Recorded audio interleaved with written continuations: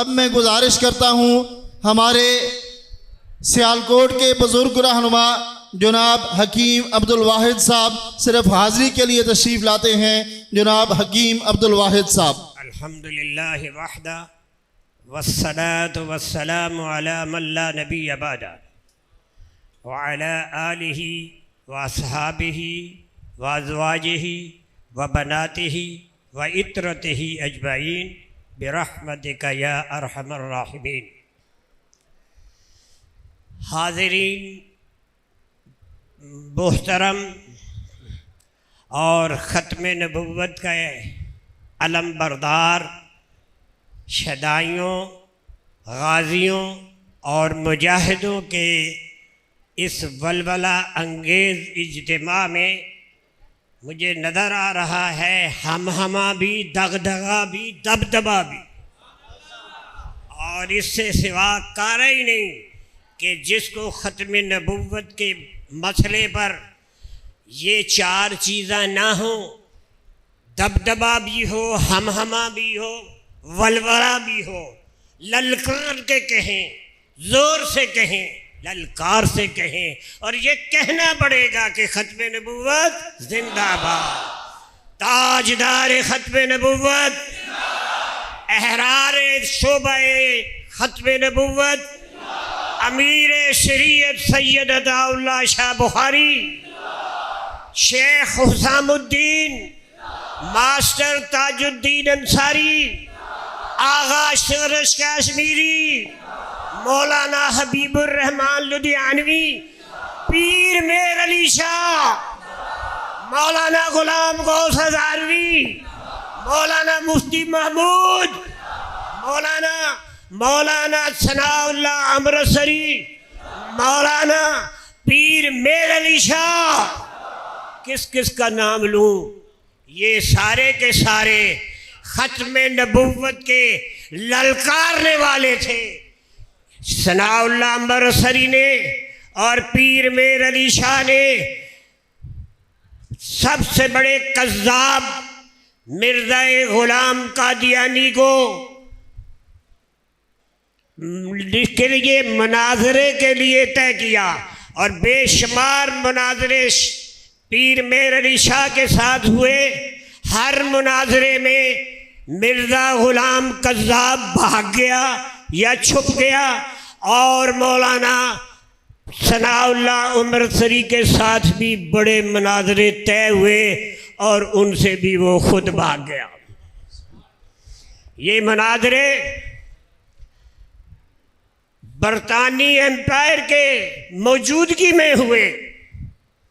जब आप गौर करें, ईस्ट इंडिया कंपनी ने हिंदुस्तान के सूबे बंगाल को मुकर्रर करते हुए, ताजर बनने के हुए, ताजराना ताल्लुकात कायम करने के लिए बर्रे सगीर में कदम रखा, तो ईस्ट इंडिया कंपनी ने हिंदुस्तान की तमाम बड़ी बड़ी यादगार चीज़ों को, हत्ता के मुगलिया दौर के कोहे नूर हीरे को चुरा के ले गए। हिंदुस्तान को सोने की चिड़िया समझ के अंग्रेज़ों ने कब्ज़ा करके हम जैसे ज़ईफ़ और कमज़ोर मुसलमानों के चोरी की, डाकाज़नी करके हुकूमत पे कब्ज़ा किया। लेकिन जब बरतानवी ब्रिटिश एमर ने आइनर में आया, तो फिर क्या हुआ? हिंदुस्तान के हर करिया बस्ती में, हर शहर में, हर गांव में, हर कस्बे में उसके खिलाफ लोग उठ पड़े हुए और जिहाद हुजूम हुआ।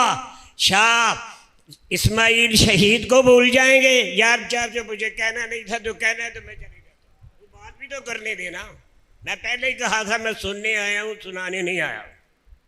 अब मेरी एक मुख्तसर बात करनी है, पते की बात करनी है। पता है कि हर जगह हमारे उलमा ने जिहाद का ऐलान किया।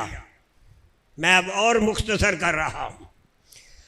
यूपी के लोगों में क्या कहूँ मैं, शाह इस्माइल शहीद का नाम ना लूँ मैं, सैयद अहमद बरेलवी का नाम ना लूँ मैं मेर अली शाह का नाम ना लूँ, जिन्होंने इस कज़्ज़ाब का सबसे पहले डट के मुकाबला किया और ये भगोड़ा हर जगह से भागा। ये आपको ना बताऊँ?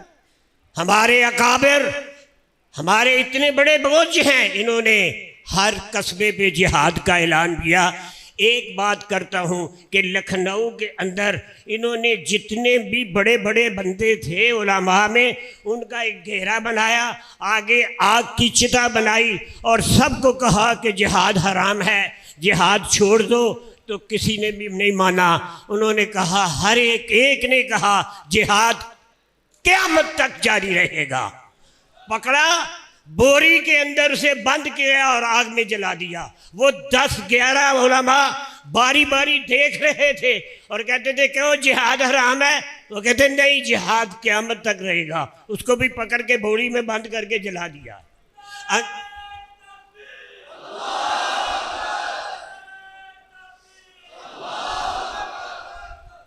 और मैं अर्ज करूं कि एक अंग्रेज मुअर्रिख लिख रहा है कि मैं आंखों देख रहा हूं कि उन 10-11 उलमा में से किसी ने माफ़ी नहीं मांगी, किसी ने नहीं कहा जिहाद हराम है। जिन्हें देखो, जिनका जो हशर हुआ है, तुम 4 बच गए हो, कहो हराम है तो छुट्टी है। उन्होंने कहा क़यामत तक जारी रहेगा। इसी तरह सारे मारे गए, किसी एक ने माफ़ी नहीं मांगी, किसी एक ने तरला नहीं किया, किसी एक ने हाथ नहीं जोड़े, अपनी जान कुर्बान कर दी है, लेकिन जिहाद को क़यामत तक जारी रखने का ऐलान किया। जब ये बात हो गई, जब यूं हो गया, यार नारे ना बनाओ, मेरी बात पूरी साल लेने दो। जब हो गया, अंग्रेज एम्पायर को खतरा पैदा हुआ कि अगर ये कस्बे कस्बे लड़ाई झड़ाई में जिहाद का चक्कर चलेगा तो हमारा इक़्तिदार कायम नहीं रहेगा। समझिए, इनको तितर करना चाहिए, डिवाइड एंड रूल, इनको जुदा जुदा करो, फिर हुक्मरानी चलेगी। अब मसला क्या था?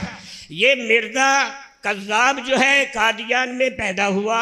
इसने स्कूल के अंदर छोटी मोटी फारसी अरबी पढ़ी।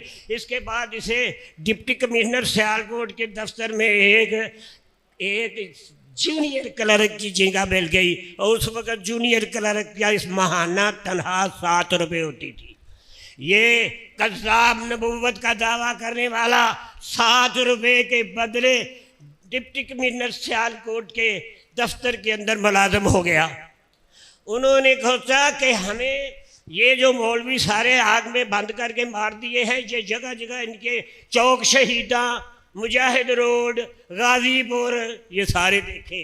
ये क्यों आए? ये उन मरने वालों, शहीद होने वालों के पीछे आए। ये डर गए कि इसको ख़त्म करना चाहिए।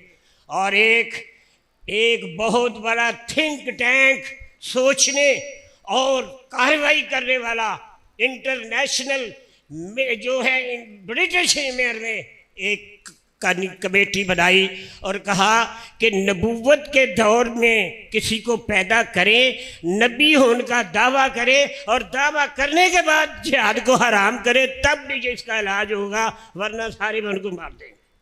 लिहाजा इंटरव्यू के लिए 4 आदमियों को मुकर्रर किया गया और डिप्टी कमिश्नर सियालकोट को कहा गया कि इन 4 का इंटरव्यू लेके बताएं कि कौन नए नबूवत का दावा करके हमारी प्रोग्राम को परवान चढ़ाएगा। 3 रिजेक्ट हो जाए तो मिर्ज़ा गुलाम कज़्ज़ाब को डिप्टी कमिश्नर सियालकोट ने इसके लिए चुन लिया। जब से चुना, इसने नौकरी छोड़ी। सियालकोट का रहने वाला था। ये मिर्ज़ा गुलाम अहमद अल्लामा इकबाल के घर के साथ इसका हमसाया था। उसी गली के रहने वाले शेख हकीम असामुद्दीन थे। अल्लामा इकबाल का भी ये हमसाया था। ये इस तरह से इकट्ठी नमाज छोटी सी मस्जिद में पढ़ने जाते। जब इसको मुंतखब नहीं नामजद किया गया और कहा कि तू नबूवत का दावा करके ये काम करना है कि जिहाद हराम है, इसने कहा जी हाँ मैं करूँगा। तो यहाँ से पता नहीं कितना वजीफ़ा लगा, तो ये सियालकोट से छोड़ के फिर कादियान चला गया और इसने कादियान जाके फिर नबूवत का दावा किया। उस दावे के बाद बेर अली शाह साहब से भी भागा, मौलाना सनाम अल अमरसी से भी भागा और इसने अलल ऐलान कहा कि दोस्तों छोड़ दो जिहाद का ख्याल, अब जिहाद क़यामत तक नहीं होगा, क्योंकि अब अमन अमान का है। वो गए सारे गए जिन के तन्हा था मैं अंजुमन में, यहाँ अब मेरे राज और भी है। और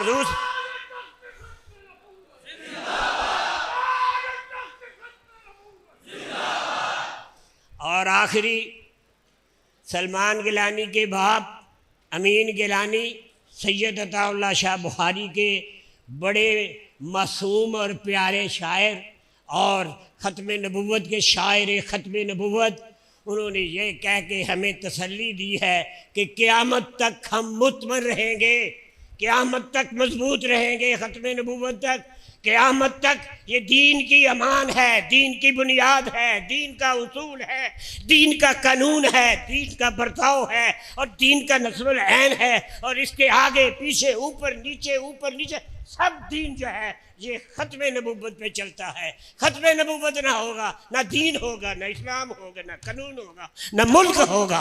ये सब कुछ तहफ़्फ़ुज़ ख़त्म नबूवत का सिला है। और क्या कहा अमीन गिलानी ने, चौथी नहीं पंजवीं तबगी हो लगी जे, क्या हर हाल में हम हक बात का इजहार करेंगे। क्यों डर गए हो?